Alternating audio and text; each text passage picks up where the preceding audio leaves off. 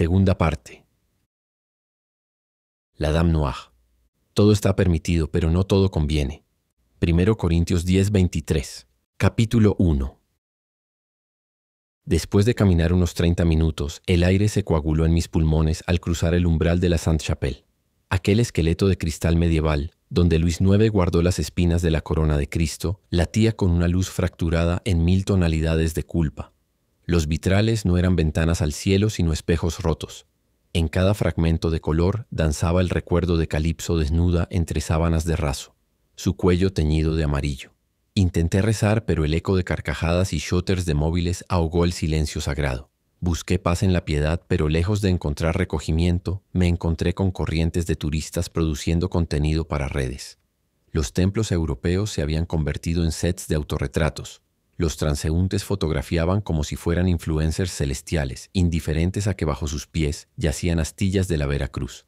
¿Qué podía juzgar yo? A ellos los arrastraba el asombro y la vanidad, a mí el pecado. La rosa del Apocalipsis, ese vitral de 9 metros donde Cristo blande una espada entre los dientes, me hipnotizó.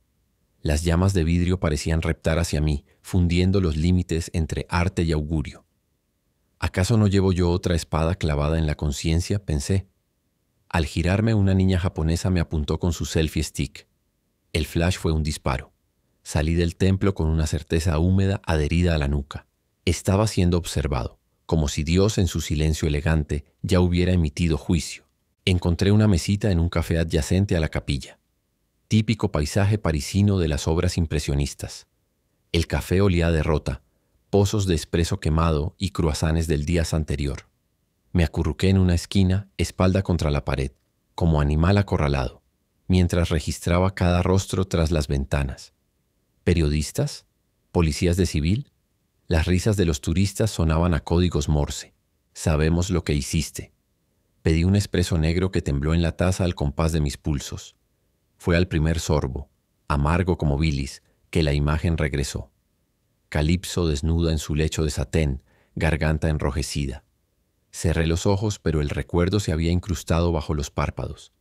Quería sentir tristeza por su muerte, pero era pavor lo que tenía. Estaba en un estado de perplejidad tratando de descifrar el misterio. ¿Qué había sucedido en esa habitación? Estaba seguro que cuando salí de ahí la tarde anterior, ella estaba más que viva. Triste, manipuladora, pero viva. Quería llorar, vomitar, gritar mi inocencia al gentío de imbéciles que mordisqueaban croissants con indiferencia. En mi boca quedaba el regusto metálico de lo irreversible. En la angustia, reconstruí el día anterior. 5 de la mañana. Yoga matutino, calentón de huevos. 06, llego con el desayuno. 7 de la mañana. Regreso a mi cuarto y escribo posibles alineaciones. 10 horas. Mensajes del editor. 10:30. Mensaje de Calipso. Se larga. 11. Encuentro en la piscina. 12:10. Caída por las escaleras. 13:30. Una pareja se interesa en mi bienestar. 14 horas. La puerta del cuarto se abre. 14:13. Pierdo la conciencia. 15:30. Despierto atado. Sesión sadomasoquista. 17 horas. Me libera. Le arrebato el celular. 18 horas. Juegos sin penetración. Ella ruega que no lo haga. 18:15. La suelto. Discutimos. Llora. 18:30. Me voy. Ella está viva. Lo juro. Yo no la maté. ¿Pero qué le hice? 19:30. Parque de los Príncipes. 20 horas. Cerveza y sala de prensa. Me puse a beber y traté de disfrutar el insufrible partido del PSG. Ese ballet de millonarios sin alma. Socialicé con otros periodistas con quienes compartí en la sala de prensa y recuerdo haber bebido con uno de ellos, aunque no estaba para amigos. El tipo resultó agradable y conversamos sobre fútbol. Después de la rueda de prensa, me fui al hotel a escribir el artículo y me quedé dormido.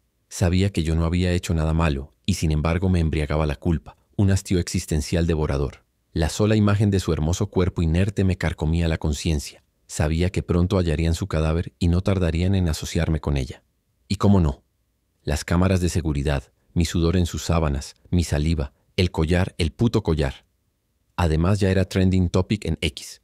La pregunta que me hacía no era si me buscarían, sino en cuánto tiempo llegarían. Huir solo despertaría sospechas. y yo estaba convencido de que no había hecho nada malo. Es decir, le había hecho lo mismo que ella me hizo a mí, pero nada más.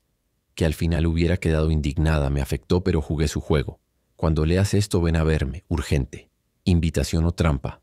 Me sentía fatal, al punto de que solo la muerte parecía prometerme un poco de descanso. Siempre que no hubiera juicio, ni alma ni Dios. Pero ¿y mis hijas? ¿Y Úrsula? ¿Cómo podía pensar solo en mí? Pagué el café y salí sin rumbo definido, pero con una intuición ardiente en el estómago. Debía salir de París. No por culpa, yo no la había matado, sino porque lo que había pasado allí, en esa cama con esa mujer, me había convertido en culpable a los ojos del mundo. Y el mundo ya no distinguía matices. Caminar hacia Gare de Lyon fue como atravesar un túnel de miradas. Las calles eran las mismas, pero todo parecía distorsionado. Las aceras ondulaban levemente, como si la ciudad tuviera fiebre. Las caras de los transeúntes flotaban en un estado de inquietud líquida. Me miraban. O yo sentía que me miraban. Tal vez era sugestión, o tal vez el infierno empieza así. Nadie te persigue, pero todos te ven.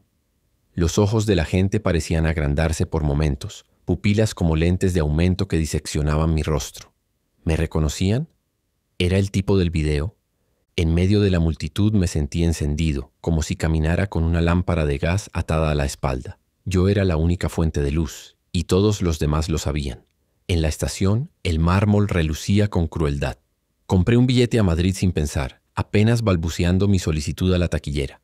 La mujer me observó con una atención quirúrgica, como si viera detrás de mi frente una lista de crímenes no confesados. El teclado sonaba como una máquina de sentencia. Mientras esperaba el billete, un grupo de policías conversaba a pocos metros. No me miraban, pero yo ya lo sentía dentro de mí. Mi columna vertebral se volvió termómetro. El sudor me bajaba por la espalda como mercurio caliente. La impresión era clara. Algo se estaba cerrando. Un cerco. Un destino. Subí al andén con el cuerpo descompuesto. Cada paso era un eco de sospecha. Un vendedor de revistas me saludó y casi me lanzó al suelo de la impresión. Vi dos agentes conversando junto a una papelera.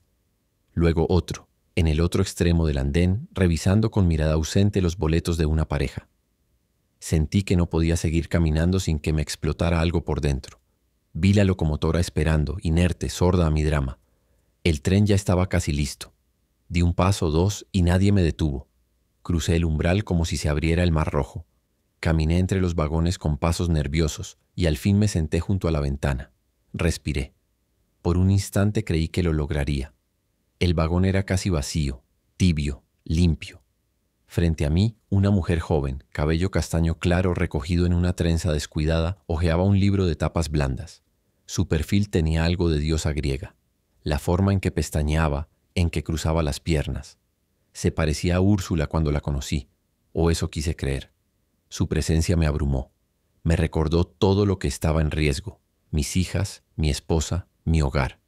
Me imaginé sentado frente a ellas explicando lo inexplicable. Y entonces el corazón se me desbocó. La sangre me inundó la cabeza como una ola hirviente. Sentí que mi cráneo se ensanchaba, que los bordes de mi cuerpo se desdibujaban. Respirar era una tarea descomunal. La existencia me incomodaba, la conciencia me asfixiaba. Quería escapar de mí mismo, arrancarme la piel, ser cualquier otro. Las tripas se me revolvieron. Sentí arcadas. Abrí la boca pero no vomité. Solo tragué saliva caliente y ácida. La mujer alzó la vista. Sus ojos eran azules. No se parecían a los de Úrsula. Pero ya era tarde. La culpa ya había construido un altar en medio del vagón. Y entonces los vi. Por la ventana dos policías cruzaron corriendo el andén, con paso urgente pero no errático. No me miraban, pero lo supe. Venían por mí. Tragué en seco. Fingí revisar el celular. El reflejo en el vidrio me mostró una silueta más. Otro agente que pasó hacia adelante, desapareciendo tras el vagón de primera clase. Segundos después, dos más. Uno con chaleco antibalas, otro con radio en la mano. Se ubicaron estratégicamente a cada lado del tren como si sellaran las salidas. El aire se espesó. La temperatura descendió al menos 10 grados. Los vidrios se empañaron primero, y luego me pareció que se congelaban. Pequeños cristales de escarcha vibraban contra los bordes del marco. Mi cuerpo temblaba. Me dolían las uñas de los pies. como si me las arrancaran una a una con pinzas. Sentí agujas invisibles enterrarse bajo las uñas de las manos. El cuero cabelludo se me erizó como si cada hebra de pelo quisiera huir. Los pasos se oyeron, lentos, marcados, inapelables. Los 2 policías subieron al vagón. Pasaron el primer asiento, luego el segundo. Yo me hice más pequeño. Bajé la cabeza. Fingí leer el ticket. Cada paso era un compás de ejecución. El silbido de las puertas automáticas atrás, lejano. Alguien tose en otro vagón. Yo solo oigo los pasos. El vagón entero parecía inclinarse hacia ellos. No caminaban, se deslizaban como la muerte. Y entonces lo sentí. La mano, pesada, decidida, sobre mi hombro derecho, como una cruz, un peso ancestral, el dedo pulgar presionando justo sobre el hueso, una voz que no necesitó palabras. La ejecución no necesitó sentencia. Y detrás, como guardianes de una memoria, que no perdona, estaban las cámaras. Los cíclopes modernos, ojos de vidrio negro que no olvidan, que no interpretan, que no perdonan, que convierten toda historia en píxel, todo gesto en juicio, todo contexto en omisión. Así fue como terminó mi intento de fuga, no con gritos, no con violencia, con la quietud exacta con la que el mundo gira hacia el abismo. Y sin embargo, sentí cierto consuelo. Ya no tendría que adivinar, ya no existía el quizás. Esta era la nueva realidad. Ahora solo me quedaba una tarea: demostrar mi inocencia, si es que lo era. Ese teatro me hacía dudar. «Monsieur, arrêtez-vous, police», gritó uno de los gendarmes con acento cargado, saboreando cada sílaba como si fuera la escena por la que había entrenado toda su vida. Alrededor emergieron cabezas como topos, como zarigüeyas hambrientas de morbo. Nadie quería perderse el espectáculo. El policía me jaló del brazo para que me pusiera de pie. Hands up now», ordenó otro esforzándose en su inglés. Levanté los brazos de inmediato. No hacía falta entender francés. Estaba jodido. El gendarme de rostro curtido y mandíbula apretada me giró contra el asiento con brusquedad. Olía a Gauloise y a violencia contenida. El metal de su placa rozó mi mejilla. Mi frente golpeó el respaldo. Me dolió el alma. «Bag? ¿Vous avez un sac?» Le entregué mi mochila como quien entrega pruebas sin saber qué contienen. Otro agente comenzó a tocarme el cuerpo. Sus dedos rebuscaron en mis bolsillos como buitres picoteando carroña. Encontraron mi billetera y el celular. El segundo policía inspeccionó mi pantalón. «¿Blood? Yours? Hers?» preguntó con un tono que no juzgaba. Clasificaba. Negué y señalé mi cabeza. La herida, la costra, la caída por las escaleras. Y entonces habló el gendarme fatalista. «Mister, you now in problem, big problem. You kill?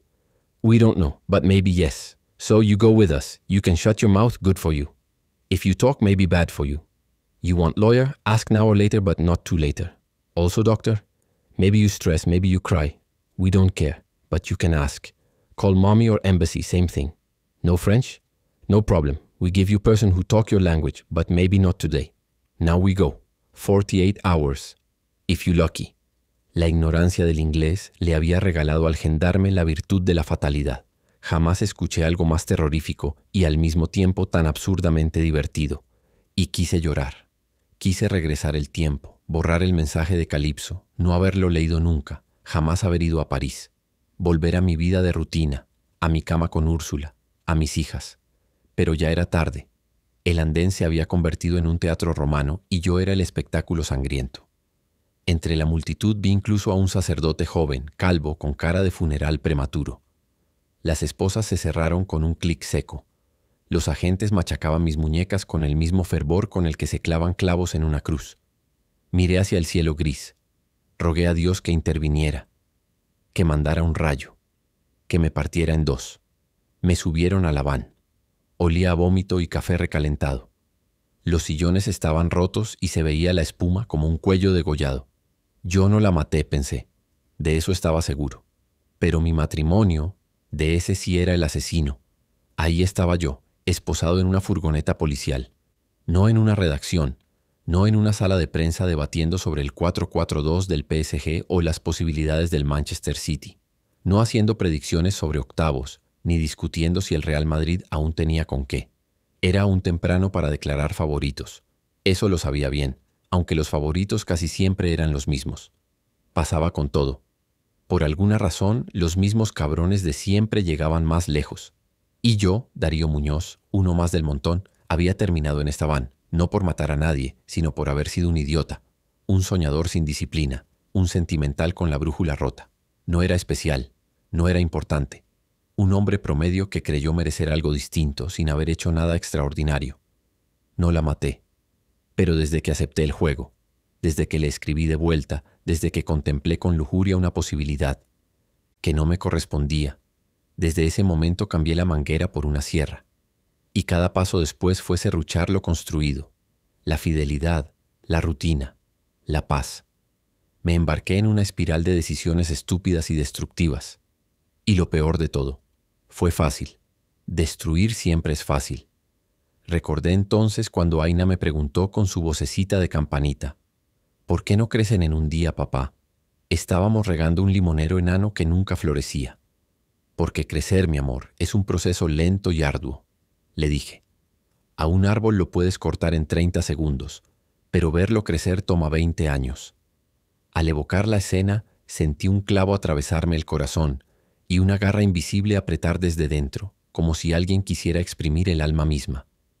¿Y ahora cómo iba a explicarle algo a Aina? ¿O a Raquel?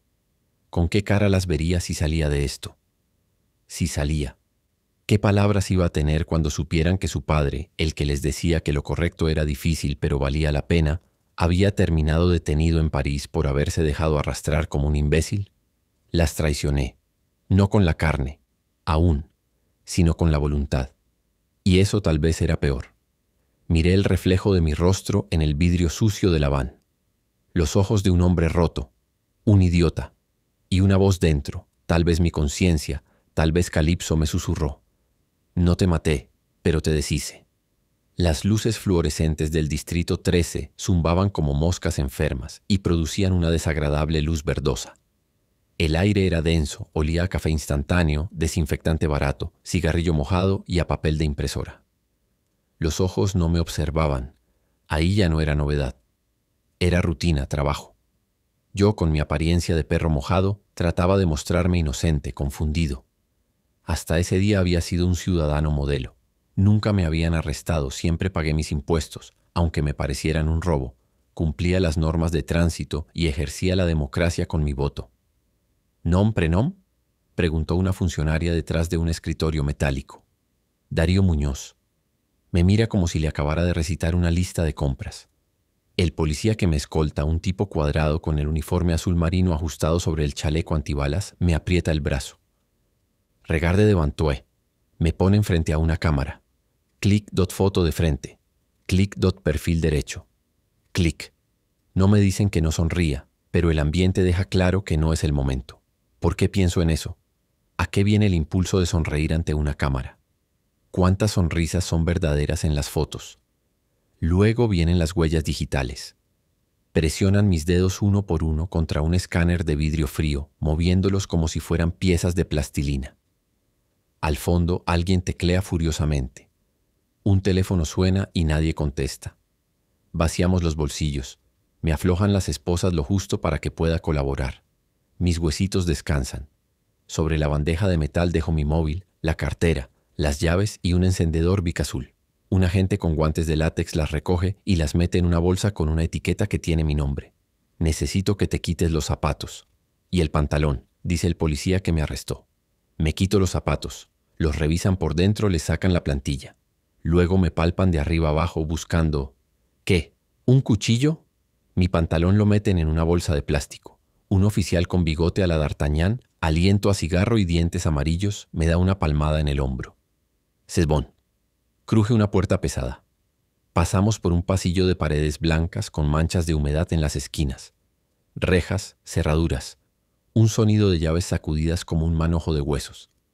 Me llevan hasta una celda con una puerta de barrotes gruesos y una ventana diminuta. Adentro, una litera de metal con un colchón que parece de cartón prensado y un váter sin asiento. Hasta que te necesiten, me dice el infeliz de dientes podridos. Clac. La puerta se cierra. y tras el eco de los pasos que se alejan me golpea el silencio. Me siento en la cama y exhalo despacio mientras pienso que nunca en mi vida como en ese momento amé tanto a Úrsula. No fue tan rápido como cortar un árbol, pero en menos de 48 horas lo eché todo a perder. Capítulo 2. Me sentaron con más brusquedad de la necesaria. La silla de acero frío mordió mis muslos como un animal amaestrado para repudiar humanidad. No era un mueble, sino un dispositivo de expiación, cada curva metálica calculada para convertir el cuerpo en confesión. El aire olía a sudor de interrogatorios previos, a cloro, a café barato envejecido. Todo olía a café. Pero no el café tibio del hogar, sino ese amargo, espeso que se bebe por necesidad en pasillos fluorescentes donde ya no existe el día ni la noche. Ese olor revelaba algo siniestro, que la gente no vivía, solo deambulaba, que habíamos aceptado, sin declararlo, una forma de existencia automática, lúgubre, como si fuéramos sonámbulos atrapados en una pesadilla social con horario de oficina. Nadie estaba despierto del todo, nadie estaba a salvo. La luz fluorescente no iluminaba, diseccionaba. Cortaba mis contornos en ángulos agudos, proyectando un doppelganger tembloroso sobre la mesa lacerada. Aquel tablero de fórmica, surcado de cicatrices y un cráter de cigarrillo, era un mapa de derrotas ajenas. ¿Cuántas almas se desintegraron aquí antes que yo? ¿Cuántos se habrán quebrado después de 1 hora, 2, 10? La cámara del techo parpadeó. Su ojo rojo titiló en código binario. Todo se queda. Todo se vuelve prueba. Pienso en Úrsula y su dolor, viendo mi detención en bucle en las pantallas de noticieros amarillistas que me condenan antes de juzgarme. ¿Qué le dirá a las niñas? Estoy desnudo, el mundo entero conoce mis pecados. Pasa 1 minuto, o 5, o ninguno. El sonido más fuerte es mi corazón, como el silencio después del partido. Mis manos y mis pies están fríos y, sin embargo, sudan. Entraron rompiendo el silencio como hacha en tronco podrido. Los 2 detectives llevaban sus rostros como máscaras de profesión. El argelino, piel de ébano pulido, ojos que habían visto desertar a 1000 sonrisas. El francés, cráneo esférico de arquero que atajó demasiadas mentiras. Sí, Fabien Barthez, el legendario arquero francés, campeón del mundo en el 98, pero versión distópica. E Isabela. Isabela Carvajal avanzó como un verso suelto en aquel poema burocrático. Medias color epidermis que dibujaban el fantasma de unas pantorrillas esculpidas en spinning. Su blusa color hueso, tono mortuorio de la elegancia, contrastaba con el rojo carmesí de sus uñas. Sé que no es momento de mirar, pero qué bombón. Los ojos se me van. Es automático. Su llegada renueva los olores. A mi nariz llegan estelas de aire perfumado. Ella deja un rastro a jazmín árabe. Mentira, jamás he olido el jazmín árabe, pero no sabría cómo más describir aquel olor. Era suave, floral, un tanto dulce. De los hombres pude descifrar olor a barril de ron añejo y algo fresco como una bebida energética. Me dicen algo que no entiendo y la mujer hace eco, en español. Su voz es clara, delgada como un pelo. Tiene acento español, nativo. El detective dice que le diga, señor Muñoz, que soy su traductora. Mi nombre es Isabela Carvajal. No solo es guapa, sino que está de mi lado, o así lo siento. Pero al verla con su libreta, lapicero y el rostro serio, lo dudo. Ella solo está para traducir, es un conducto entre ellos y yo. Aquí nadie está a favor mío, no te engañes. Nadie está a valor del caído en desgracia. ¿Le leyeron sus derechos? Pregunta el de color ébano, a quien entiendo una vez Isabel lo traduce. Asiento con la cabeza. Vuelve a hablar el argelino. Isabel escribe en su libreta. Una vez termina de hablar él, ella revisa sus notas y traduce. Señor Muñoz, tiene que contestar sí o no para el registro, dice la mujer. Sí, contesto. Oui, hace eco la mujer. Queremos hacerle unas preguntas, monsieur, traduce ella. No digo nada, espero con una soga al cuello. ¿Qué relación tiene usted con la señora Lucrecia Valen?, dice la traductora con cara impávida. Lucrecia Valen es el verdadero nombre de Calipso. Noto que el detective dice, tiene en presente. ¿Será un truco? Exnovia. Contesto con cuidado. Empieza un juego de palabras complicado de manejar. Ellos están entrenados. No quiero incriminarme. Mi estrategia es decir lo mínimo, pero la verdad. Tal vez no debería estar contestando nada, pero hasta ahora todo parece amigable. ¿Puede decirnos cuándo fue la última vez que se vio con ella?, preguntó el detective Moreno. Ayer por la tarde. Miento. Al parecer decir la verdad no es la mejor estrategia. No puedo decirles que la vi en la mañana, tendida en su cama, muerta. No me creerían que la verdad. ¿Dónde?, preguntó el argelino. En su alcoba en el Ritz. ¿Y puede decirnos en qué estado se encontraba la señora Valen cuando usted salió de la habitación?, preguntó. ¿En qué estado? ¿Qué se supone que diga? ¿Qué respiraba? ¿Qué aún tenía alma? Normal, sentada en el sofá, despidiéndose de mí con melancolía, no quería que me fuera. Mentí. Calipso estaba deprimida, tirada en la cama, en uno de sus berrinches emocionales que tanto me perturbaron en el pasado. Pero respiraba, y tenía alma, aunque no canonizable. El detective Bartes desplegó fotografías con pulso de tahúr mostrando su jugada. Aunque se parecía a Bartes, no tenía su amigable sonrisa. Sus ojos eran inquisitivos y oscuros. Mientras yo veía fútbol, este se pasaba la vida visitando escenas de crímenes, de asesinatos sanguinarios a suicidios caóticos, de esposos celosos, a madres que sacudían a sus bebés hasta matarlos. Era la vida de un detective. Yo analizaba jugadas, alineaciones y estadísticas. Él, heridas, huellas y patrones de sangre. La imagen del pasillo del Ritz me golpeó. Yo saliendo del cuarto 429 a las 9:30 de la mañana, cabizbajo como marido infiel. Esta es una fotografía capturada ayer a las 9:30 de la mañana, dijo Isabela sin emoción, mientras yo me deshacía por dentro. Me derrumbaba, y esa mujer tenía el descaro de no sentir nada. La muy hija de la chingada leía mi colapso como si leyera el clima. Profesionalismo le llaman. No nos mienta, monsieur, dijo el detective argelino acariciando la foto como si fuera el lomo de un gato sádico. Mentir es como escupir hacia arriba. Tarde o temprano le cae en la cara. Yo la miraba. Mi espalda, mi postura, mi ropa, todo en esa imagen hablaba de alguien derrotado. Mi salida del cuarto 429. Cabizbajo. Solo me faltaba un letrero colgado del cuello. Infiel, sospechoso, culpable de algo. ¿Abogado?, pregunté por fin con un hilo de voz. Aún tenía esa ilusión infantil, cine de domingo, sistema americano, de que pedir un abogado era una señal de debilidad, de que solo los culpables lo hacían. Bartes se inclinó. Su aliento era una mezcla de cigarro barato, menta rancia y un tono que venía desde el fondo del desprecio. You watch too many American movies. France not America. Here, lawyer is not must. Me miró de arriba abajo, como si ya hubiera emitido sentencia, como si pedir ayuda fuera un acto de traición. Si pide un abogado, añadió en francés, se convierte en sospechoso. Oficialmente. Isabela tradujo con voz de ASMR, esa dulzura peligrosa que acompaña las noticias trágicas. Si solicita un abogado, señor Muñoz, se le clasifica inmediatamente como sospechoso formal.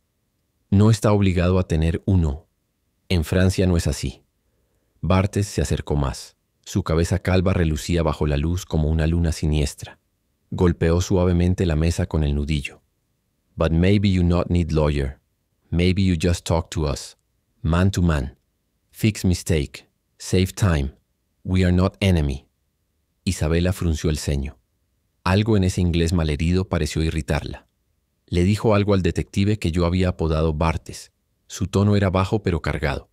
Alcancé a distinguir palabras sueltas. Anglais, francés. Intuí que le reclamaba por hablar en una lengua que ella no estaba allí para manejar. Estaba para traducir del francés al español, no para remendar el desmadre trilingüe de un policía sin filtro. El detective la miró con ese fastidio condescendiente que los hombres reservan para las mujeres que los interrumpen, y repitió su frase, esta vez en francés. Isabela respiró hondo y retomó su papel con elegancia funcional. No somos el enemigo, señor Muñoz. Hablemos de hombre a hombre, tradujo satisfecha. Hasta una traductora necesita sentirse valorada, importante. Qué básicos somos los seres humanos. Yo quiero un abogado, dije, con una voz que no era mía, sino la de mi padre muerto, la de todos los hombres rotos del mundo pidiendo tiempo. El calvo me miró como si fuera un portero ante un penalti, como Bartes miraba a Luigi Di Biagio antes de fallar su penalti en Francia 98. Resistí. No quería equivocarme en el momento más crítico de mi existencia. Lo disfrutaba. Era su oficio. Esperaba que dudara, que me quebrara. Él quería ganar. Todos siempre quieren ganar. No se trata de la verdad. La verdad no existe. Lo que existe es aplastar al otro, convencerlo de que tenemos la razón. «Comme vous le souhaitez, monsieur», dijo finalmente con una sonrisa cansada, como si hubiera perdido el gusto por este juego, o como si acabara de ganarlo. «Como quiera», tradujo Isabela, recogiendo su libreta con la dignidad de una árbitra que abandona el campo después de pitar un penal dudoso. Al salir, su perfume se mezcló con el cloro agrio del ambiente. Durante medio segundo nuestros ojos se encontraron, y en los suyos leí algo que no se traduce. Aquí nadie sale limpio, ni siquiera los que entran con uniforme, ni yo. Capítulo 3. Me asignaron un abogado que tomaba café con pitillo. Se llamaba Diego Ley, y se parecía a un Platini envejecido, versión jubilado con gota, más abogado de oficio que estrella del mediocampo. Este hombre iba de salida. Entre los ojos tenía una arruga pronunciada que revelaba su tendencia a la preocupación, o como si un hilo invisible le jalara la cara desde atrás del cráneo. Tenía pelo y barba blanca, pulcro, lo que me dio confianza. No sé si era importante, pero un viejo pulcro me recordaba a mi abuelo. Según él, el pitillo era para que no se le mancharan los dientes. Cuando entró a la sala de interrogatorios, llevaba una carpeta negra bajo el brazo y un aire de fastidio apenas disimulado. Me lanzó una mirada y cambió de expresión. Me ofreció un gesto amigable y me dijo en secreto: «De ahora en adelante solo hablo yo a menos que te diga lo contrario». Tomó un sorbo de café con el pitillo. Todos lo miraban y él se sintió obligado a explicarse. La cafeína mancha los dientes. Explicó sin que nadie preguntara, como si estuviera en una cena de Navidad y no defendiendo a un presunto asesino. Los detectives no se dejaron impresionar, ni la señora Isabela, que seguía con su cara de «esto no es conmigo». «Messieurs, mi cliente ha estado bajo custodia durante casi 48 horas sin una acusación formal. A menos que tengan algo sustancial, deben proceder a su liberación inmediata», pronunció Diego Ley, pura rutina. El calvó cruzó los brazos y miró a su compañero. No parecían sorprendidos. De hecho, me pareció notar una sonrisa apenas perceptible en la comisura de sus labios. ¿Qué podía decirle Platini a Barthes, que sí había sido campeón del mundo? «Maître Ley, comprendo su preocupación», dijo el detective. «Sin embargo, estamos dentro del marco legal. La retención preventiva bajo la garde à vue nos permite mantener a su cliente bajo custodia hasta 48 horas si hay indicios serios de su implicación en un crimen grave».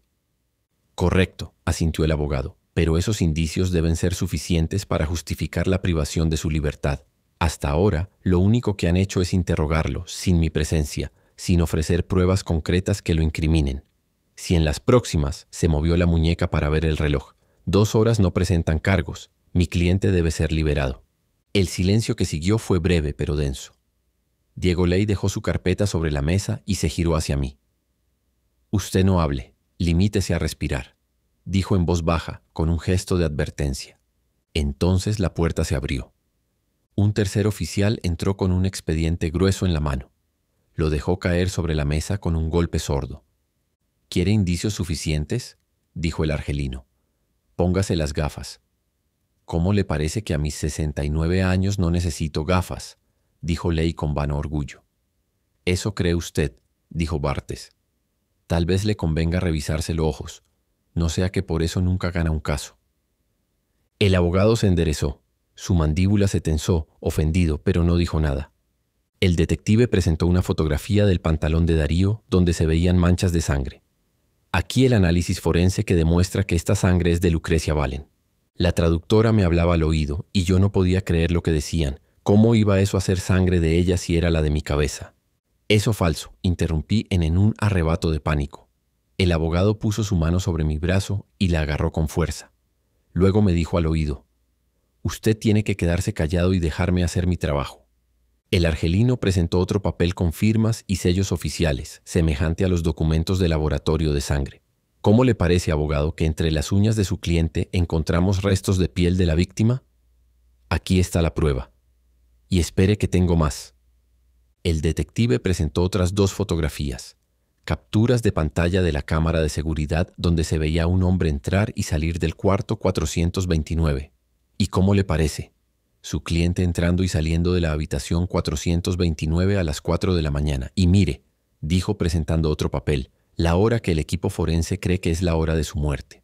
Sentí que la silla se convertía en una trampa de hierro fundido. El aire me raspaba la tráquea. El de las fotos era yo, pero no era yo. Era mi sombra vestida de culpa. Ese no soy yo, grité.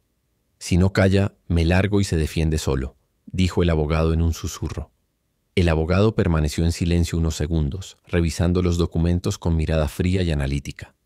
Luego exhaló lentamente y se giró hacia mí. Voy a pedir una nullité de procedimiento, dijo finalmente. El equipo forense aún no ha realizado un post-mortem y ya están declarando la hora de muerte. Necesito revisar la cadena de custodia. Las pruebas son sólidas, maître Ley, replicó el calvo. Su cliente está en una posición comprometida. Eso lo determinará un juez de instrucción, respondió mi abogado. Hasta entonces la policía sigue sin presentar cargos formales. El detective cerró la carpeta con un golpe seco. Eso es lo que sigue, dijo. En cuanto esto pase a manos del juge de instrucción, su cliente dejará de estar bajo garde à vue y será puesto bajo detención provisoria a la espera de juicio. Mi abogado me miró de nuevo, con esa arruga en la frente más pronunciada que antes. Al salir, Ley dejó escapar un suspiro que olía a café rancio y derrotas tempranas. Su pitillo yacía mordisqueado sobre la mesa, pequeño cadáver de plástico. Capítulo 4. El hombre de las fotografías era yo, pero no. Llevaba mis zapatos fluchos con el cuero gastado, mi reloj Tissot deportivo de acero inoxidable que me había regalado mi suegro al proponerle matrimonio a Úrsula y que hoy reposaba en la bodega policial, incluso mi postura ligeramente encorvada de tanto teclear crónicas. Pero el rostro, apenas visible por la cámara de seguridad, no lo reconocía como propio. ¿Un montaje digital? ¿O acaso un doppelganger? Cada vez que los detectives mostraban esas imágenes, sentía cómo se resquebrajaban los cimientos de mi memoria. ¿Y si en algún pliegue de la noche, entre la insípida cerveza francesa y el remordimiento, un yo bifurcado cometió el crimen? La ciencia forense espiaba en nuestras intimidades. ADN compartido en arañazos, fluidos convertidos en mapas del pecado. El amor deja rastros más persistentes que el crimen, argumenté en la soledad de mi celda a unos detectives invisibles mostrando mis uñas. ¿Cuántos amantes aquí presentes guardan jirones de piel ajena bajo las suyas? Isabela tradujo, en mi imaginación, omitiendo el temblor de mi emoción. El detective Bartes sonrió mostrando sus manos limpias, manicura de viernes, cutículas recortadas, como prueba de virtud. ¿Quién era el hombre de las fotos? La infección en mi cabeza no fue herida, sino boca, un orificio purulento que escupía pensamientos impuros. El médico de guardia, cuyas manos olían a desinfectante y alcohol etílico, dictaminó: gangrena estafilocócica. Si no drenamos esto, la sepsis lo matará antes que el jurado. La muerte no me asustaba, al contrario, ofrecía remedio a mi desdicha. El traslado al hospital fue una procesión dantesca. Los custodios, 2 primates en traje tactical, me arrastraron por pasillos del Hôpital de la Pitié-Salpêtrière, donde las enfermeras G rababan TikToks con el hashtag periodista asesino en urgencias. En la camilla con esposas sujetándome a los barandales, entendía Cristo en el Via Crucis. Cada flash era un clavo, cada teléfono levantado era un latigazo. El cirujano que me rapó el cráneo usó una máquina que parecía diseñada para esquilar ovejas. Un armatoste chirriante, prehistórico, impropio de un hospital europeo, o quizá perfecto para mí. Me convirtió en un monje de una orden macabra, tonsura purulenta, hábito de camisón desechable, dignidad exprimida en una bandeja de acero. Cuando el espejo de la sala postoperatoria me devolvió mi nuevo rostro, cráneo llagado, ojos de presa acorralada, piel con el tono exacto del miedo, entendí al fin lo que los demás veían. Un monstruo, no uno cinematográfico ni romántico, no un Drácula con acento o un Quasimodo simpático. Un monstruo real, triste, graso, humillado. Y lo odié. Pero más odié al otro Darío, el que semanas atrás se despertaba al sonido de los vómitos de Úrsula y corría a traerle agua con limón. Ese Darío que, aunque no había llevado a México a la final de un mundial, ni había comprado la casa que le prometió a su mamá, era un hombre simple que gozaba de crema dental mentolada, ducha con presión estable, jabón orgánico y una alacena digna de un chef amateur. Tenía café colombiano, huevos de gallinas felices, aguacate maduro, pan de masa madre y una playlist matutina de marchas militares que le llenaban de energía y motivación. Desayunos que envidiaría el mismísimo Luis el XIV. Odiaba a ese Darío, con todas sus virtudes domésticas, por desagradecido, por no saber detener el tren, por no ver que en la estación del deseo lo esperaba una trampa. Ese Darío me había arrastrado hasta aquí, cabeza rapada como penitente, drenando pus, intentando recordar cómo era respirar sin culpa. Úrsula no aparecía, y la angustia, esa perra fiel, no me abandonaba. Quería hablarle, explicarle, pedirle perdón, prometerle que jamás volvería a convertirme en una cosa así, pero ahora era un preso. Me habían despojado de libertades que antes tomaba por rutina: el teléfono, el correo, la posibilidad de preguntar por alguien y obtener respuesta. No sabía si el silencio venía de ella o del sistema, si era Úrsula quien me había borrado o si era el juez o alguna norma penitenciaria la que prohibía que me escribieran, que me llamaran, que me visitaran. Ese no saber era peor que lo que ya estaba viviendo, o lo hacía más insoportable, como una tanda de penales sin el arquero titular. En mi estado mental, confuso, febril, culpable, era más fácil imaginar lo peor. La veía ofendida, sorprendida, tal vez acorralada por la prensa española. Su celular colapsado de mensajes, llamadas, titulares de prensa. La imaginaba esforzándose por fingir calma frente a las niñas, reescribiendo mi historia en voz baja, protegiéndolas, borrándome, sufriendo mi traición en silencio como quien traga vidrio para que otros no se corten. Y no podía culparla. Si fuera yo quien se enterara de que ella, tras un viaje de trabajo, terminaba arrestada por la muerte de un exnovio en París, no sé si habría aguantado. Un rayo cayendo sobre mí habría sido más bondadoso. Me torturaba no saber si su silencio era un error de logística o una decisión moral. Pero aún así, en medio de mi ruina, deseaba compasión. Que me escuchara, que me concediera al menos un partido de vuelta, un desempate, que no me juzgara por los titulares. Hablar con Úrsula, aunque fuera en mi cabeza, era lo único que me mantenía de pie, como un equipo que ya no depende de sí mismo para clasificar. ¿Recuerdas nuestro viaje a Oaxaca? Susurraba al teléfono imaginario la voz apagada por la culpa. Cuando te pregunté si estabas dispuesta a sufrir el resto de tu vida a mi lado. Juraste amarme en todas las versiones posibles de la realidad, no esta versión que incluye una amante estrangulada, me contestaba su voz imaginaria, severa. Una amante estrangulada entra dentro de todas las versiones posibles de la realidad, intentaba defenderme. No en mi realidad, Darío. Al día siguiente un enfermero me dejó un ejemplar arrugado de Crimen y Castigo. En la página 243, alguien había subrayado: el hombre acostumbrado a mentirse a sí mismo acaba por perder el respeto a la verdad propia y ajena. Entendía la frase, demasiado bien tal vez, pero el gesto de que un desconocido me dejara justo ese libro me pareció de pésimo gusto. ¿Qué seguía? ¿Una Biblia abierta en Proverbios? ¿Silsi y Sibibún y Sibsambún? Se fue tras ella como el buey al degolladero. ¿Un panfleto de Alcohólicos Anónimos con mi nombre en la portada? ¿Qué sabía él de mi vida, de lo que había pasado? Pero claro, me dije, la gente cree que por leer un artículo o ver un video ya conoce el alma del acusado. Y digo la gente porque entonces me sentía agraviado, pero en su momento yo también fui juez y verdugo. A los seres humanos nos fascina corregir al otro. Nada produce más placer que trepar sobre los huesos de los caídos para proclamarnos justos. No tenía acceso a Internet y no podía monitorear lo que se decía de mí, pero aún así me sorprendía que de todos mis conocidos y supuestos amigos nadie se hubiera manifestado. Ni un mensaje, ni una nota, ni una flor podrida, ni un insulto. Algo, chingada madre. Estaba solo, abandonado como un paria. La verdad es que no sabía si ellos guardaban silencio por miedo, por vergüenza ajena o por simple indiferencia. Tal vez lo sabían todo, tal vez no sabían nada, pero todos eligieron lo mismo: no aparecer. Me pregunté si yo habría actuado igual si Úrsula estuviera en mis zapatos, y no supe contestarme con honestidad, porque es fácil ser fiel al amor cuando no arde. El hombre del trópico no entiende al de Siberia. No sabes lo que es el frío hasta que lo sientes en los huesos. Y el frío no era la falta de abrigo, sino la certeza de que no llega el calor. Mi padre estaba muerto. Lo que quedaba de mi madre y mi hermana vivían en la Ciudad de México, lejísimos de todo esto, y sin los medios ni la energía emocional para atravesar el océano. No era solo un asunto de boletos de avión, era un asunto de clase. Mi dinero era un bien común entre Úrsula y yo, y ella, con razón o sin ella, tenía el control. A mí me habían quitado las tarjetas, los accesos, la voz. Y sin embargo no era por eso que quería hablar con ella. No solo. Quería hablar con ella porque la amaba, porque necesitaba su perdón, porque, aunque suene patético, Quería que me dijera que aún existía un puente entre nosotros, aunque fuera de cuerda floja, aunque fuera con los ojos cerrados. Redimirme.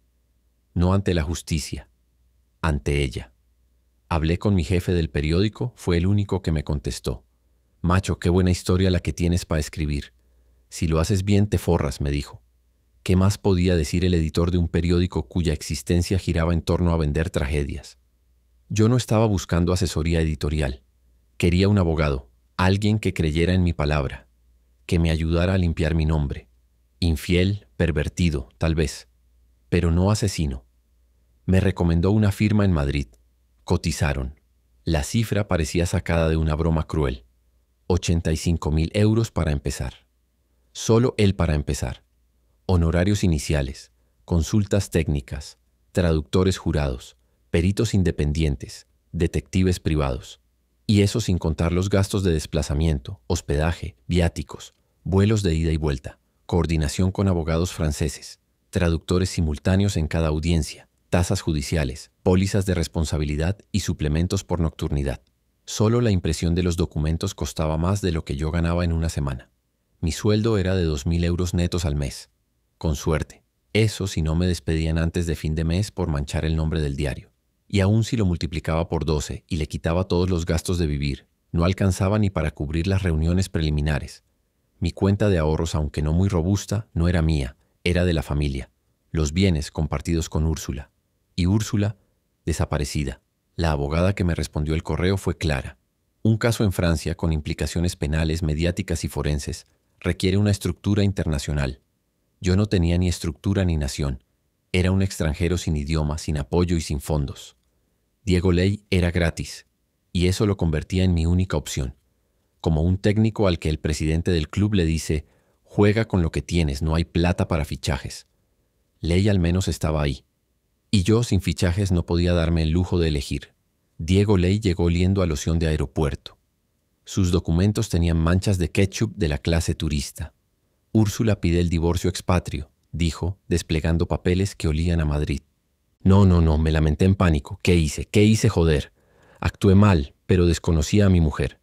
Llevábamos 15 años maravillosos, y así, sin más me pedía el divorcio, sin siquiera escucharme. Tal vez era eso, temía que mi versión de los hechos la hiciera dudar de sus convicciones.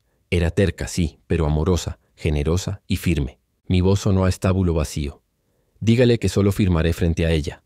El abogado bebió café con su chingado pitillo mientras revisaba mensajes. Mi trabajo es evitar que termine en un bagne, monsieur, refunfuñó, no salvar matrimonios. Para eso necesitaría un santo, no un letrado. Estaba jodido. De la noche a la mañana quedé desnudo, con todos los frentes abiertos. De tenerlo todo a nada. En la celda tarareé Yesterday hasta que los custodios gritaron «¡Cállese, cabrón!». Cada nota era un epitafio. El día que enseñé ese tema a Úrsula en nuestro departamento de Coyoacán, cuando era asistente técnico de un equipo de tercera división, el viaje a Liverpool donde compramos el vinilo original en Matthew Street, ya no soy ni la mitad del hombre que solía ser. Hay una sombra sobre mí. El juez de instrucción aprobó los cargos y me dieron arresto preventivo, según el juez, por ser extranjero. Temía que se me ocurriera la idea de abandonar el país, y para ahorrarle dinero a los franceses, le pareció más práctico dejarme encerrado. Comprendí entonces el frío siberiano. No es la nieve, sino la certeza de que nadie vendrá a buscarte. Diego presentó el recurso de apelación escrito en servilletas de restaurante. Sus argumentos tenían la consistencia del café de máquina. Artículo 6 del CDH. Derecho a juicio justo. Cadena de custodia dudosa. Al salir del juzgado, una paparazzi me escupió. Otra ofensa que se sumaba a mi vía crucis. El custodio me ofreció un pañuelo que olía a tabaco mentolado. «C'est la vie, mon ami», dijo. Probar mi culpabilidad era trabajo del juez de instrucción. Sin embargo, no veía cómo podría defenderme contra el implacable abanico de pruebas en mi contra. Necesitaba un 10 investigando de mi lado. No tenía acceso a un Pelé, ni a un Maradona, pero me hubiera conformado con un Diarra. Diego Ley era a lo mucho un mediocentro de segunda división, retirado y olvidado. Un veterano que hasta en partidos amistosos de veteranos chupaba banca, pero era lo único que tenía. Capítulo 5. Del hospital me llevaron a mi residencia provisional, nada menos que Fleury-Mérogis, la prisión más grande de Europa. Sería mi hogar durante el juicio, Por fortuna me asignaron un cuarto individual, una pequeña habitación con espacio suficiente para la cama, el retrete y un escritorio que estaba debajo de una enrejada ventana. Qué largas se hacían las horas. No podía leer. No podía pensar. Lo que más me atormentaba era el silencio de mi mujer. Eso sí que era una tortura, un castigo inmerecido según mi criterio. Pero si ella no estaba dispuesta a escucharme, lo tendría que leer. Entonces empecé a narrarle esta historia desde el encierro, con todo lujo de detalles. No quería esconderle nada, quería que viera mi alma desnuda, sin guardarme un céntimo. El martillo judicial reventó el aire como un disparo en la Cour d'Assises de París. La audiencia está abierta, rugió la jueza del tribunal con voz de ataúd de cuerpo presente. Los 3 jueces, espectros en togas negras que bebían la luz, ocuparon sus tronos. Junto a ellos, 6 jurados plebeyos, una costurera, un carnicero, una monja, esquivaban mis ojos. Solo un hombre de gafas redondas me observaba.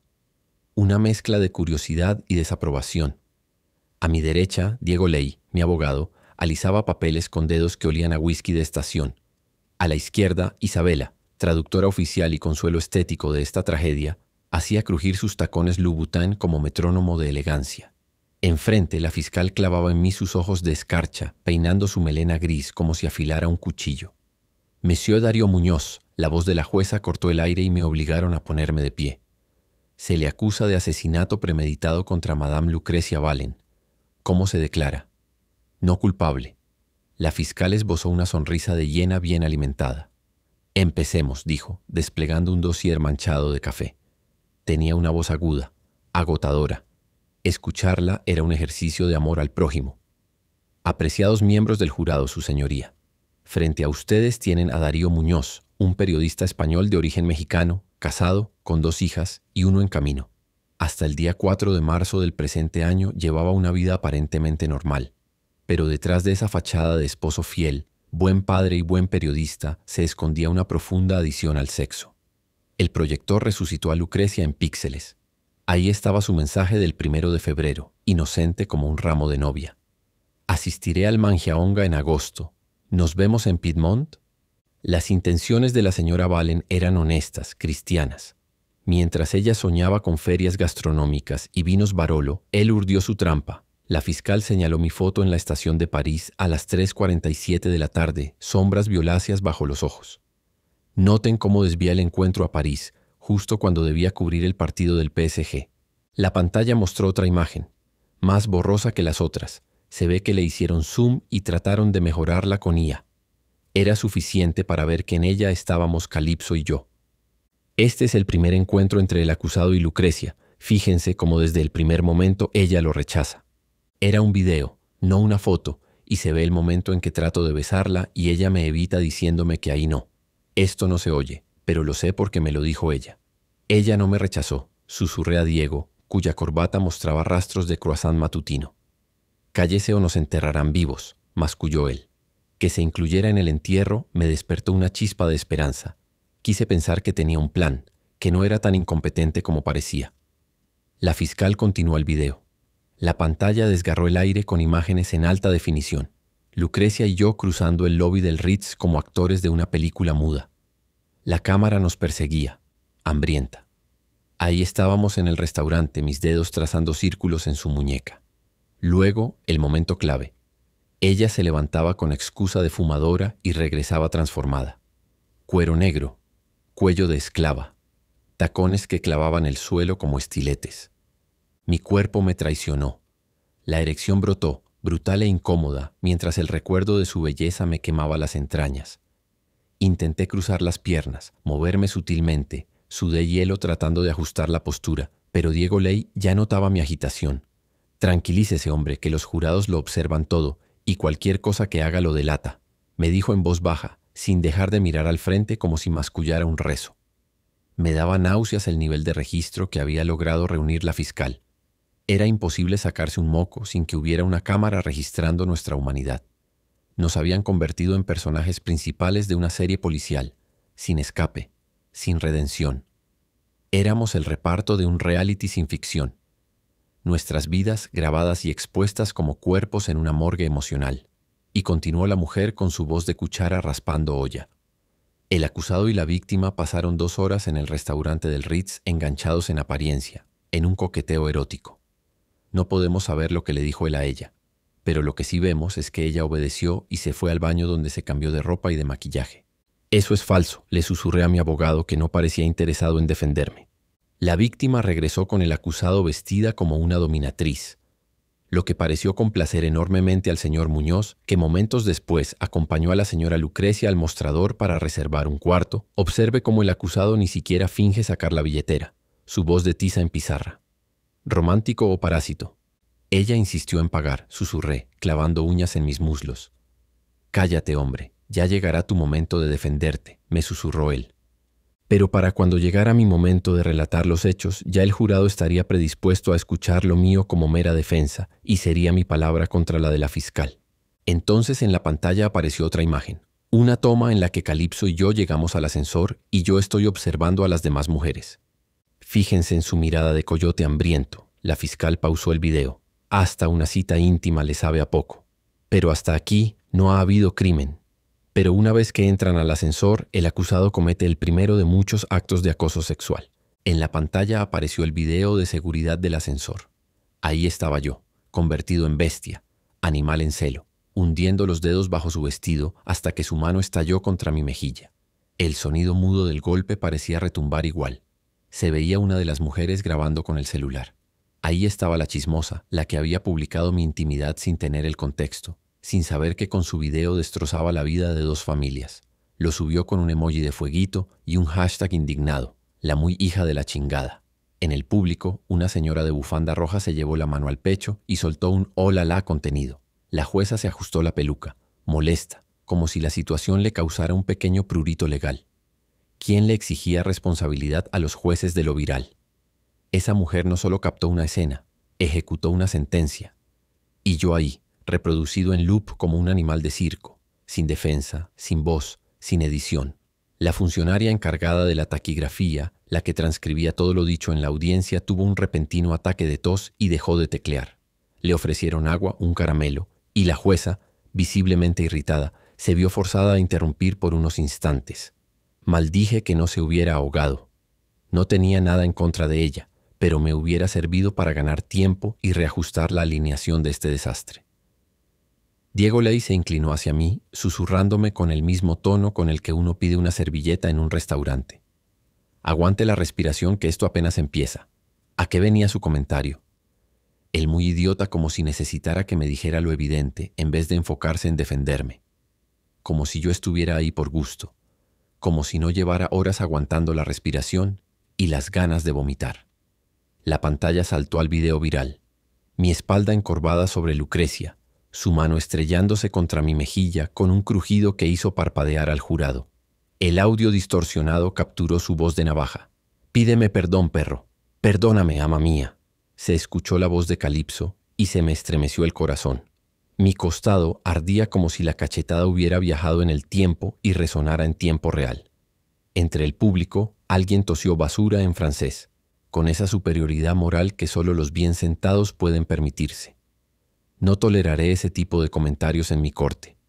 Es la última advertencia, dijo la jueza de instrucción, sin levantar demasiado la voz, pero dejando claro que no hacía falta. La imagen habla por sí sola y no necesita explicación, prosiguió la fiscal, con su tono de secretaria entusiasmada con su PowerPoint. No habla por sí sola, pensé. No hay contexto. No se escucha cuando ella, Calipso, me invita a tocarla. No se ve cuando me dice que lo haga más fuerte, que no tenga miedo. No, eso no me dijo, pero lo insinuó. Lo construyó. Esa escena no muestra el consentimiento manipulado ni el deseo envenenado. No muestra las reglas invisibles del juego ni el teatro del control. No muestra que la verdadera dominación era de ella, que la víctima no era la que parecía, o al menos no del todo. La fiscal desplegó otro video, yo acorralando a Lucrecia contra el muro del 4º piso, su rodilla ascendiendo en cámara lenta hacia mi entrepierna. El golpe se sincronizó con el tic-tac del reloj del tribunal. Aquí el acusado comete otro asalto contra la víctima, pero ella se defiende y logra neutralizarlo. Acto seguido, él hace ademán de irse, pero ella le dice algo y decide regresar. La fiscal reproduce el video de la escena completa en el corredor. No puedo negar que sin el audio, su descripción de los hechos suena bastante convincente, pero la calidad de la imagen no es del todo buena para leer labios. No me sorprende que sea una acción deliberada de la fiscal para reforzar su ataque y dejarme sin defensa. Cuando llegamos a la puerta del 429, la cámara de seguridad me filma a mí, pero Calipso queda fuera de cuadro. No se ve nada de lo que ella hizo, nada de sus gestos, de su mirada torcida, del leve roce con el que abría el abismo. No se ve su juego erótico, ni la manera en que me envolvía como una serpiente. Solo quedo yo, el títere sin hilos visibles, el que implora, el que se arrodilla. Como siempre, lo que no se graba no existe, y lo que se graba se edita. El acusado la sigue hasta su cuarto, la habitación número 429, la misma en que fue asesinada. Ella, asumimos porque no se ve, no lo deja entrar, a lo que el acusado reacciona con ruegos, hasta se arrodilla para implorarle que lo deje pasar. Pero ella no cede, y cuando él intenta meterse a la fuerza, ella lo empuja y logra deshacerse del acusado, por lo menos por esa noche. Nada de eso es verdad, le digo al abogado. La verdad en la corte no se revela, se construye, me susurró Diego. La siguiente imagen que muestran en la pantalla es la del día siguiente, el día del partido. En ella aparezco llevándole la comida al detalle de lo que ella me había pedido, pero eso no lo mencionan. El acusado, en su afán de ganarse de nuevo el favor de la víctima, madrugó, cual gallo indecente, a las 5:30 de la mañana, y se presentó con lo que parece un desayuno. No dice que fue ella quien me pidió que viniera a esa hora. No dice que ese desayuno no era improvisado, sino calculado al milímetro. Huevos cocidos durante 6 minutos exactos, aguacate en su punto y un café de origen colombiano recién molido. Tampoco puede verse que Calipso me recibió semidesnuda, ni que antes de abrirme la puerta me tuvo esperando como a un repartidor de comida con las manos sudadas. Y mucho menos se ve que antes de medir al gramo su desayuno cetogénico, me despertó con una rutina de yoga revelador, capaz de resucitar a cualquier cristiano. Ella, por lo que puede interpretarse, le acepta el desayuno, pero no lo deja entrar. Fíjense cómo él intenta bloquear la puerta con el pie y le agarra el brazo, añade la fiscal, subrayando cada palabra como si estuviera descifrando el manual de un psicópata con especialidad en bollería. Sin audio, por supuesto. Como siempre. Porque en esta corte, el silencio es el aliado favorito de las conjeturas. Y el contexto, un lujo innecesario. Se ve el video donde le beso y le chupo la mano a Calipso. Claro, parezco un pervertido, un enfermo sexual. No hay manera de que el jurado se entere del juego de Calipso, de cómo ella me tenía al borde de la locura. El acusado le lame el brazo en un arrebato pervertido, un nuevo asalto, un nuevo acoso sexual. Y hasta ese momento la víctima logró salir con vida, pero como verán a continuación, su suerte y su determinación fueron cediendo. Los jurados y el juez parecían encantados con el relato, y no era para menos. Si no hubiera sido yo el protagonista, también me lo habría gozado. La fiscal, a pesar de su horrenda voz, tenía el don del verbo. Sabía cuándo acelerar, cuándo parar, cuándo hacer un acento o cuándo bajar la voz. A las 9 de la mañana el acusado regresa al hotel, pero vean que su estado es de ansiedad, de una agitación innegable. Observen cómo entra en distintos lugares de la planta baja del hotel. Es evidente que busca a Lucrecia Valen porque al no verla abajo sube al piso número 4 hasta que llega a la habitación 429. Al no recibir respuesta se le ve la enorme frustración, quizá al pensar que se le ha escapado la presa. «Chingada madre, abogado, objete alguna cosa, nos están goleando», le solté a Diego entre dientes. Yo no era abogado, pero hasta un comentarista deportivo habría notado que lo que acababa de decir la fiscal era una conjetura disfrazada de hecho, y su discurso entero estaba lleno de suposiciones disfrazadas de certezas. Pero ahí estaba mi abogado, pegado a su café con pitillo como si estuviera en un palco VIP y no en el terreno de juego. «Objeción», solté en voz alta sin poder más. Diego se llevó la mano al rostro como si intentara taparse con ella la vergüenza, o esconderse del planeta entero. La jueza alzó la mirada severa. «Hable, Diego, diga algo, carajo», insistí como si lo estuviera animando a tirar un penal. El abogado suspiró, se acomodó la corbata, que estaba torcida desde hacía rato, y habló al fin. «Pido disculpas a la corte. Mi cliente está acostumbrado a los estadios y no al protocolo de la Corte de Justicia», dijo con un tono más digno de un esclavo que de un defensor. Y luego, como si fuera más importante que salvarme el pellejo, añadió con sorna: «La cafeína mancha los dientes. Estuve a punto de reventarle la cara a puñetazos.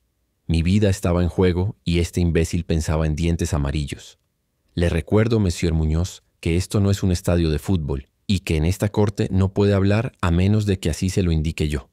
Deje que su abogado haga su trabajo. Otra manifestación de chabacanería con esta corte y me veré obligada a retirarlo indefinidamente, dijo la jueza. ¿Le queda claro, Monsieur Muñoz? Sí, su señoría, respondí, forzando una reverencia en mi tono, mientras dirigía una mirada de puñal a mi abogado. La fiscal esbozaba una sonrisa, fascinada, casi erotizada, al ver cómo me descomponía su relato y cómo mi defensa parecía salida de una comedia regional.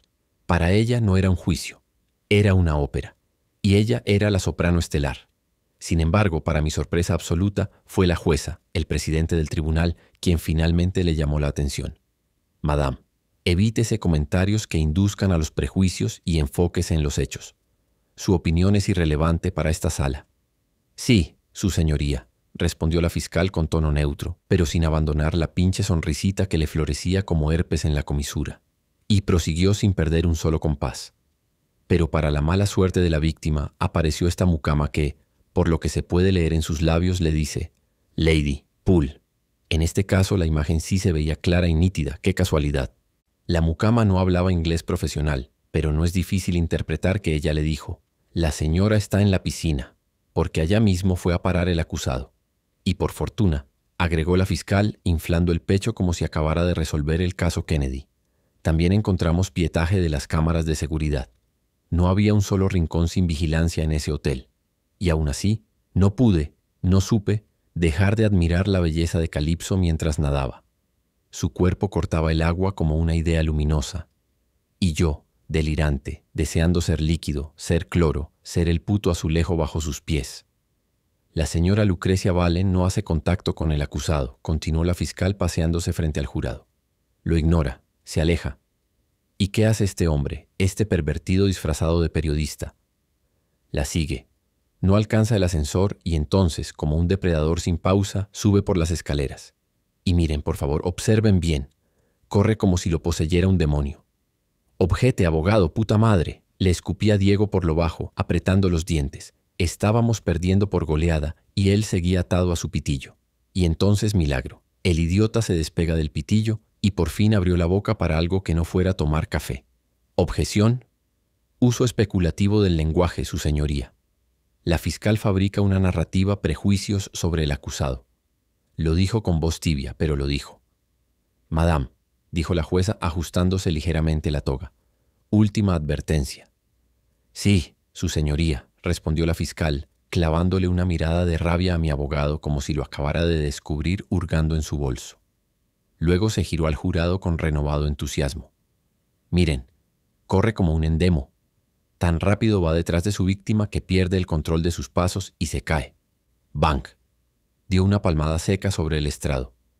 Y se da tremendo golpe en la cabeza. La imagen de mi caída me activó el dolor como si fuera un recuerdo fresco. Se ve más dramática de lo que la sentí. Claro, en ese momento yo no era un acosador, ni estaba poseído por Satanás. Estaba poseído por el deseo, por la ilusión de recuperar algo. Era un hombre en ruinas, corriendo detrás de un espejismo. El acusado ni siquiera se toma un segundo para verificar el estado de su cuerpo tras semejante caída, continuó la fiscal haciendo un gesto teatral hacia la pantalla. Algo que solo una persona poseída por un deseo malévolo puede hacer. Miren su cabeza, remató como si fuera la evidencia final del exorcismo. Me mordí los nudillos de rabia, no para aguantar el dolor, sino para no volver a gritar objeción. Diego era un arquero sin guantes, sin reflejos, sin ganas de ensuciarse las rodillas. Por fortuna, para la víctima, siguió la fiscal, ahora sin mirar sus notas, como actriz que se sabe su monólogo favorito. El acusado llegó un instante después de que ella cerrara la puerta. ¿Y qué hace el acusado? Aquí otra manifestación de su enfermedad. Se queda fuera de la habitación 429, ignorando su herida, invadiendo el espacio de la víctima con una insistencia propia del desequilibrio. La fiscal hizo una pausa. Bebió un sorbo de agua con teatralidad medida. El clic del control remoto sonó como un gatillo. Y apareció en la pantalla el momento en que entro a la habitación. A partir de aquí, tristemente, todo irá de mal en peor para la víctima, dijo con voz compungida como si se negara a continuar por compasión. No sabemos cómo, pero el acusado logró entrar a la habitación. Claro, no se veía que ella había abierto la puerta. El video, como siempre, se detenía justo donde empezaba la verdad. Por respeto a la intimidad y privacidad de los huéspedes, el hotel no tiene cámaras en el interior de las alcobas, pero por suerte para nosotros, logramos adquirir un video bastante comprometedor para el acusado, que por alguna razón, que ya voy a explicar, había sido borrado del celular de la víctima. En pantalla apareció el video grabado por Calypso en el que me encontraba amarrado en forma de X y desnudo, y lo que era de esperarse, la cara de Calypso no se veía. Sabemos que el acusado entró al cuarto a las 12:24 de la tarde y salió de allí a las 6:07. Era terrible estar expuesto de esa manera a la vista de todos. Había visto mi dosis de porno, claro, como cualquier hombre con acceso a Wi-Fi y 2 manos libres. Pero una cosa era ver mujeres hermosas como odaliscas de un harén digital, cuerpos brillantes y editados para la adoración masiva. Otra muy distinta era verme a mí, pálido, atado, vulnerable, con la panza caída y los glúteos tensos, convertido en el objeto de la película. El jurado miraba en silencio. Algunos apartaban la vista con disimulo. Uno se rascó la ceja. Otro cruzó los brazos con rigidez moral. Yo sentía cómo me escurría el alma por las tetillas, como una leche invisible pero espesa. Este video estaba guardado en el celular de la señora Lucrecia Valen, continuó la fiscal sin pestañear, y fue subido a la nube a las 4:23 de esa misma tarde, y desapareció del teléfono de la víctima a las 5:46, exactamente 21 minutos antes de que el acusado saliera de la habitación. Pausa dramática. Hasta la pantalla pareció contener el aliento. No sabemos quién grabó al acusado en tan comprometedora situación, añadió mientras acariciaba el borde del atril como si pensara hacerle el amor. Pero lo que sí sabemos es que el video estaba en posesión de la víctima. Y el acusado lo sabía. ¿Quería la víctima usar el video como método de disuasión? Si me haces algo, revelo tu secreto. Ese tipo de advertencia. Una mujer del jurado soltó un leve carraspeo. La taquígrafa estornudó con estrépito y perdió 3 palabras. Diego Ley se acomodó la corbata y removió su café con el pitillo. Otro golazo a la escuadra. Y yo, ahí, crucificado digitalmente. El infierno no era el dolor. Era la humillación en pantalla grande.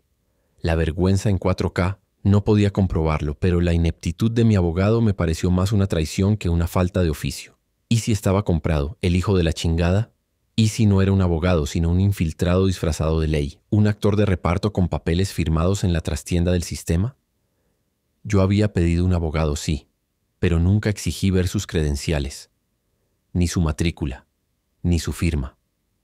Nada. Era un extranjero, un periodista latino venido a menos. Y para los franceses, tal vez resultaba más conveniente inculparme rápido y cerrar el caso con eficiencia administrativa. Un papel menos en la bandeja, un sospechoso menos en los pasillos, un alivio tranquilo para la familia de la víctima.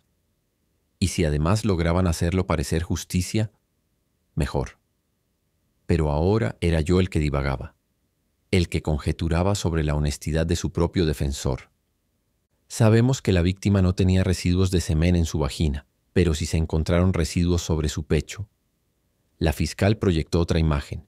Esta era una ilustración de una mujer atada en forma de X a una cama y la ilustración en blanco y negro mostraba varios puntos rojos alrededor de su cuerpo. Para ayudarles a visualizar, los puntos rojos en esta ilustración muestran los lugares donde hubo semen del acusado. Y claro, en el dibujo daba la impresión de que había llovido semen sobre Calypso. Aunque no la haya penetrado vaginalmente, el acusado abusó del cuerpo de la víctima como objeto de placer. Sabemos que el Muñoz ató a la señora Valen de la misma forma que él sale atado en el video que acabo de presentarles. Vean aquí la evidencia. Se proyectaron imágenes de las muñecas y los tobillos de Calypso con leves marcas de las amarras. Era una extraordinaria elaboración, no cabía duda que era un monstruo, un enfermo sexual. Una vez que el acusado se desfogó y abusó de la hermosura de la señora Valen, borró el video. Quizá, a cambio de no penetrarla, ella accedió a concederle la contraseña. Es posible. Me cuesta encontrar otra explicación, remató la fiscal como si acabara de resolver un crucigrama satánico. Y gol. Y gol. Golazo. Me tapé el rostro con las manos, como en esos goles en el último minuto que cambian la historia de un partido, el rumbo de un campeonato y dejan a un país entero llorando en silencio. No sé si hubiera sido mejor no tener abogado, o al menos tener uno que no pareciera un defensa central cojo. Desfogado y feliz, el acusado se fue a las 6:07 de la tarde, del hotel al Parque de los Príncipes, no a hacer su trabajo, sino a construir su coartada para poder dar el golpe final y acabar con la víctima. El partido del PSG contra el Brest se jugó de 9 de la noche hasta las 11 de la noche. La maldita fiscal también tenía fotos mías durante el partido. Estaba yo y otros muchos periodistas acreditados de todas partes del mundo en la zona de prensa. Y también estaba él, el hombre con el que había compartido varias cervezas. No recordaba su nombre, pero sí sus gafas negras, su pelo rizado corto, su mandíbula cuadrada, su acento extraño y su sonrisa contagiosa de esas que ganan adeptos con facilidad. Al ver estas imágenes, aunque no era el momento ni el lugar, pensé lo impensable. En el mundo moderno, era imposible ser asesino serial. Todo estaba monitoreado. A cada paso una cámara, un testigo, una nube, un servidor, un algoritmo. Si alguien mataba hoy en día, o era imbécil o era el Estado. Más que estar interesado en el partido, al acusado se le ve bebiendo cerveza y conversando animadamente con sus colegas. Como si nada. Como si la señora Valen no tuviera importancia. Como si fuera una mascota olvidada, continuó la fiscal masticando cada sílaba como si fueran huesos. Después del partido, como periodista acreditado, tenía acceso a la rueda de prensa con el técnico español. Se proyectó otra imagen en la pantalla. Ahí estaba yo, carcajeándome como un imbécil al lado de mi nuevo amigo, el de las gafas negras y sonrisa fácil, una risa grande, abierta, fuera de lugar, una risa ilícita, porque eso no se hace en una rueda de prensa, ni en un velorio. No recordaba el momento. Debo confesarlo. No recuerdo casi nada después del pitazo final. Y ese era el verdadero problema, que no recordaba. Cero respeto a su profesión y a sus colegas, siguió la fiscal, paseándose por el estrado como técnico en el camerino, armando alineación para una final. Algunos testigos aseguran que se le llamó la atención en múltiples ocasiones como si fuera un muchacho de escuela y que al final se le pidió que abandonara la sala. Según ellos, el acusado tenía lunas por ojos. Pausa. Teatral. Una expresión que coloquialmente indica que estaba drogado. Clic. Nueva imagen. Un documento proyectado en la pantalla. Un análisis de laboratorio con mi nombre y el logo a algún laboratorio francés. En el examen toxicológico practicado al acusado aparecieron residuos de una sustancia poco común. GHB, también conocida como éxtasis líquido. Según el reporte de crímenes de género, es la llamada droga violacitas, o como la llaman en el submundo digital, la droga que hace putas a las santas. Alguien en el público dejó escapar una exclamación contenida. La taquígrafa se atragantó con su tos y golpeó la mesa. La jueza levantó la vista por encima de sus anteojos. Diego Ley bebió café como si todo esto fuera un documental. No sorprende esta información, continuó la fiscal como narradora de un teatro barato, considerando el comportamiento errático del acusado. Es probable que haya decidido drogarse para suavizar la culpa, o que planeaba usar la sustancia con la víctima, como parte de su estrategia de control. El hecho es que Darío Muñoz estaba drogado cuando salió de las instalaciones del Parque de los Príncipes. Y eso, señores del jurado, no es una interpretación. Es ciencia. Una parte de mí quería reír, otra llorar, la mayoría vomitar. GHB. Ni siquiera sabía lo que significaban esas letras antes de todo esto. Si alguien me lo hubiera preguntado, habría pensado que era un club de fútbol húngaro con nombre impronunciable, o una unidad secreta de Hacienda. Nunca en mi vida había probado drogas. Apenas tomaba cerveza, a veces vino, y ahora era un depredador químico en horario estelar. No por nada el pinche dolor de cabeza esa mañana. La fiscal proyectó una nueva fotografía, esa que ya me habían mostrado los policías en que supuestamente aparecía yo abriendo la puerta de Calipso en la madrugada. Pero ese no era yo. Era mi ropa, sí. Mis zapatos, mi abrigo, mi reloj. Pero no era mi cuerpo, ni mis manos, ni mi cerebro. Yo no era un asesino, fui infiel, sí. Destruí mi familia, tal vez. Pero no un verdugo de mujeres. Eso jamás. Alguien me había inculpado. Me habían tendido una trampa perfecta. Y la narrativa de la fiscal era tan redonda, tan pulida, tan quirúrgica como la naranja mecánica de Rinus Michels. Precisión total, presión alta, belleza cruel. Pero a diferencia de los holandeses, que se quedaron con las ganas, esta artesana del relato sí parecía lista para levantar la Jules Rimet. El acusado que, como pueden darse cuenta, dijo la fiscal, acariciando la palabra como si fuera un gato en celo. Casi un hecho de que es el asesino entró en la habitación de la señora Valen a las 4:50 de la mañana y volvió a salir a las 5:15.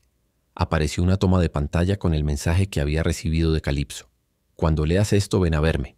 Es urgente. El acusado logró que la señora Valen le enviara este mensaje antes de ahorcarla, continuó, para justificar su presencia en la habitación a las 9:15 de la mañana y hacernos creer que él era inocente, como se ve en esta foto. Se proyectó la imagen. Yo cabizbajo saliendo del 429. El escenario del crimen. Mi cabeza agachada no ayudaba. Mi ropa tampoco. El hecho es que el acusado tardó 25 minutos en planear una nueva coartada, asesinar a la víctima y salir de la habitación tan campante, cerró con un golpe seco en el atril. Pausa dramática. La fiscal tomó agua. Un trago largo, triunfal, como si celebrara en silencio el capítulo final de una serie policial. Se sintió la reina de la corte. Yo, mientras tanto, me revolvía en la silla como un perro al que le patearon las costillas. No veía la hora de que acabara, de dejar de escuchar su voz, de intentar, de alguna maldita manera, defenderme. Pero mi abogado no era un juicio, era una ejecución disfrazada de trámite, y quienquiera que me había inculpado estaba a punto de salirse con la suya. Su señoría, miembros del jurado, dijo la fiscal dando un paso hacia el centro como si estuviera en la gala del Balón d'Or. Frente a ustedes tienen a un hombre que llegó a París, no a trabajar, como hizo creer a sus empleadores y a su esposa, sino a vivir una aventura con una exnovia. Una mujer que al verlo se retracta. Y él, terco, insistente, agresivo y abusador, se impone sobre su voluntad. Bajo el peso moral de su espiral de malas decisiones, teme represalias y decide matar a la víctima para silenciarla para siempre. Por fortuna, añadió mientras cerraba su carpeta con un chasquido teatral, hemos podido reunir los hechos y presentarlos hoy en esta corte para que se haga justicia y a este monstruo se le dé el castigo que se merece. Hubo silencio, pero era un silencio inflamado. La costurera del jurado apretaba su bolso con los nudillos blancos. El carnicero resopló por la nariz. Uno de los jueces se acomodó la peluca como si le picara la moral. Todos estaban conmovidos con el relato de la fiscal. Todos, menos yo. Así no habían sido los hechos. En su discurso no se reflejaba el estado manipulado, la enfermedad mental de Calipso, sus juegos eróticos, ni el abuso que ella había ejercido sobre mí. Que lo hubiera disfrutado en algún momento era otra cosa, pero muchas de esas escenas fueron a costa mía. Sin claridad, sin equilibrio. Ella era la que llevaba el látigo, literal y simbólicamente. La fiscal había presentado una versión amarillista, de periódico barato, sensacionalista y sesgada, y sin embargo, era la que todos estaban comprando, y el precio era mi vida. Mientras todos procesaban su discurso, unos asintiendo con gesto grave, otros bajando la mirada, yo solo tenía una pregunta clara en la cabeza. ¿Quién era el hombre de las gafas negras? Ese mismo, el simpático, el amigable, el de las cervezas durante el partido, el que parecía haber salido de un comercial de telecomunicaciones con buena onda y sonrisa contagiosa.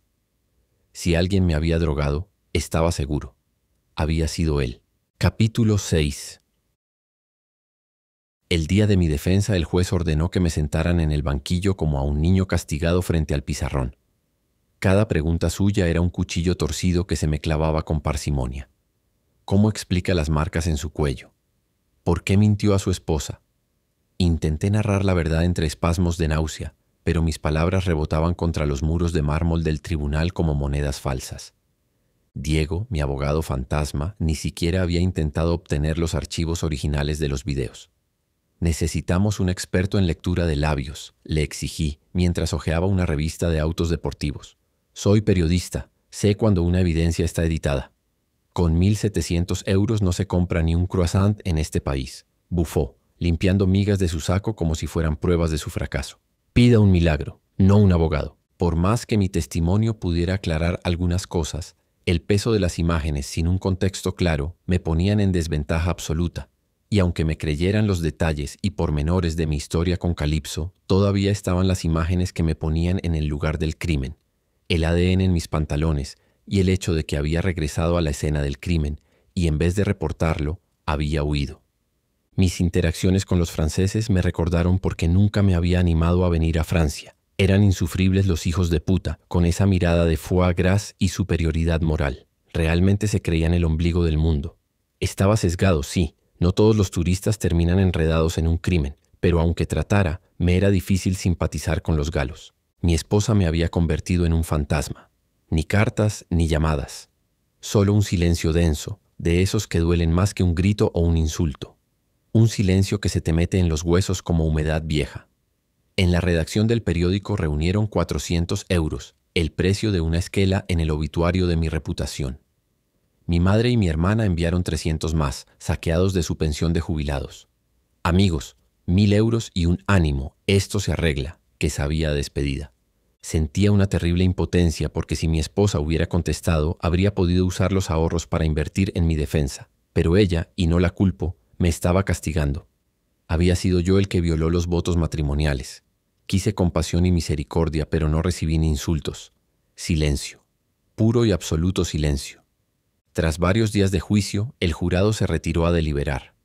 Me llevaron a una celda provisional. Como después de cada examen en la universidad, repasé mentalmente las preguntas y los testimonios, buscando una salvación entre líneas, como quien rebusca monedas entre los cojines de un sofá. Pero tenía un trago amargo en la boca, una irritación en el estómago.